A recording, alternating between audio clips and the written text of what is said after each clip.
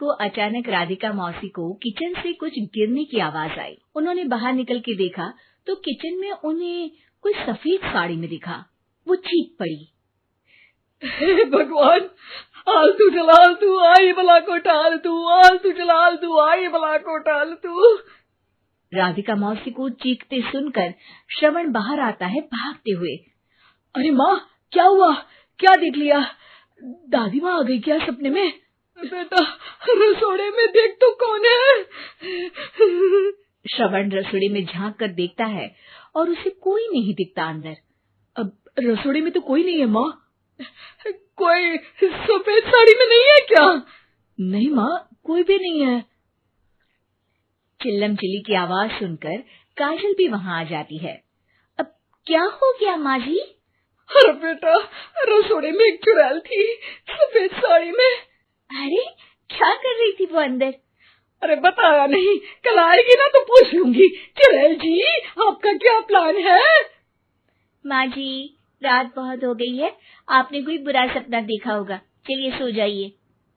राधिका मौसी सोने तो चली जाती पर उनको रात भर नींद ही नहीं आती। वो कुछ भी उलझुल बातें सोचने लगती है। कहीं चुड़ैल की वजह से तो घर में टेंशन नहीं हो रहा, कहीं उसी की वजह से तो वो दादी नहीं बन पा रही। सुबह जब राधिका मौसी रसोड़े में छानबीन करती है तो पाती है कि नींबू का अचार गायब है। चुड़ैल नींबू का अचार ले गई, मुझे तो ठीक नहीं लग रहा कुछ।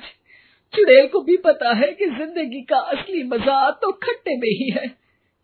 राधिका मौसी झट से श्रवण को फोन कर देती है। बेटा, मुझे समस्या समझ में आ गई है, हमें एक तांत्रिक की जरूरत है। अरे क्या बोल रही हो माँ, तांत्रिक की क्या जरूरत है? आप पूजा पाठ तो कर ही रही हो ना। आलतू जलालतू मंत्र सारे फालतू जैसे कुछ मंत्र पढ़ो, चली जाएगी अपने आप चुड़ैल। अरे नहीं बेटा, कभी चुड़ैल को कम नहीं समझते। अरे तुझे पता भी नहीं चलेगा कि कभी वो छल करके काजल की जगह घर की बहू खुद बन जाएगी। क्या माँ, कुछ भी बोल रही हो? कहाँ काजल और कहाँ चुड़ैल? वैसे एक बात बताओ, काजल को अगर गाने के लिए बोल देना तो चुड़ैल काजल की आवाज सुनकर घर तो क्या धरती लोग छोड़कर चली जाएगी।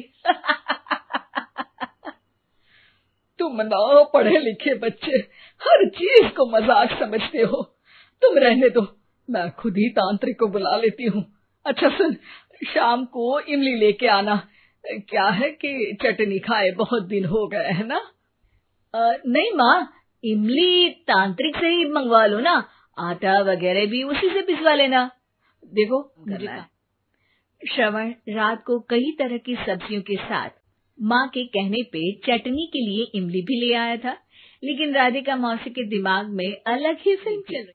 उन्हें अब सिर्फ शक ही नहीं यकीन होने लगा था कि शायद चुड़ैल ने श्रवण पर अपना जाल बिछा दिया था, जिस वजह से श्रवण उनकी बात ही नहीं मान रहा। पर कोई नहीं, आने वाली रात में राधिका मौसी खुद तैयार हो गई चुड़ैल को पकड़ने के लिए। रुद्राक्ष की माला, तुलसी का पत्ता, हनुमान चालीसा सब हाथ के पास ही था, बस चुड़ैल का इंतजार था।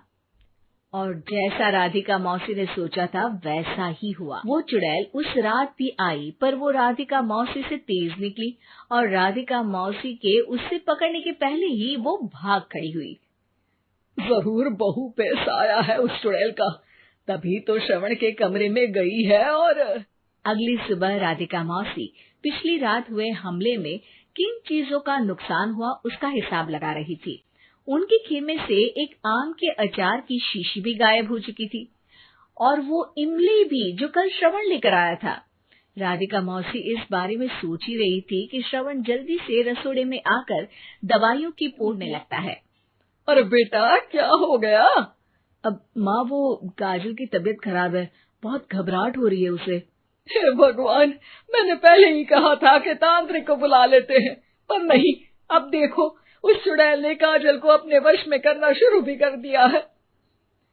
हालांकि श्रवण भूतों में विश्वास नहीं करता था, पर अब वो भी डर जाता है और राजी हो जाता है एक तांत्रिक को बुलाने के लिए। कुछ ही घंटों में तांत्रिक आ जाते हैं और राधिका मौसी तांत्रिक जी को सब बता देती है। घोर संकट, घनघोर संकट, चुड़ैल को मारू जोर चाकट, ओम भट स्वाहा खटखा के आहा। अरे ये क्या मंत्र है? मेरे खुद के ओरिजिनल मंत्र है, कल रात को ही लिखे हैं, अच्छे लगे तो दाद चाहूंगा। एक और मंत्र सुनो, अर्ज किया है आब्राकडाब्रा, दिल्ली बम्बई आगरा, चंदा मामा सोवरले सुरन मामू जारा। ये मंत्र है? अरे कोई 40 वालीसा पढ़ो ना।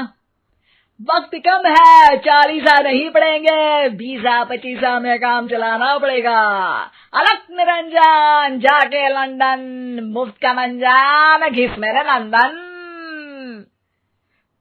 अरे जल्दी करो तांत्रिक जी, जल्दी करो। तांत्रिक अपने उल झलूल मंत्र पढ़ने लगता है। श्रवण को तांत्रिक पे शक होता है। वो अपने एक डॉक्टर दोस्त को कॉल कर देता है ताकि कोई अनहोनी हो तो इमरजेंसी में चीजें मैनेज हो जाए। तांत्रिक धुनी रमाता है, जिसकी वजह से कमरे में काफी धुआं हो जाता है और जिसकी वजह से बहू की घबराहट बढ़ जाती है। अब भागेगी चुड़ैल। हाँ। बहू खांसते हुए धुएं से बचने के लिए बाहर चली जाती है। अरे भाग रही है, भाग रही है। पीछे पीछे श्रवण भी जाता है। बहू एक सोफे पर बैठ जाती है।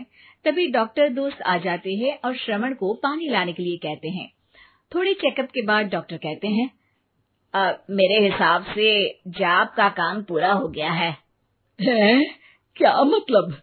अरे कुछ भी नहीं माँ, कोई चुड़ैल नहीं है, खुशखबरी है, अब दादी बनने वाली है। मगर वो सब अचार के डब्बे। श्रवण दोनों अचार के डब्बे अपनी माँ को दिखाता है, जो कि उनके बिस्तर के नीचे छुपे हुए थे।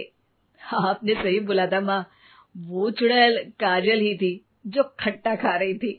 हमें कल ही पता चला, पर हमने आपको ये तांत्रिक वाला काम करने दिया ताकि आपको भरोसा हो जाए कि भूत वगैरह कुछ होता ही नहीं। अच्छा, ये तो बड़ी खुशी की बात है, पर बेटा मुझे एक झाड़ू तो ला दे। क्यों माँ? ये तांत्रिक का भूत उतारती हूँ मैं। अब तांत्रिक राधा मौसी के डर से घर से भाग निकलता है और राधा मौसी उसके पीछे भागती है। अरे संकट ये घनघोर है, तांत्रिक मुआ चोर है।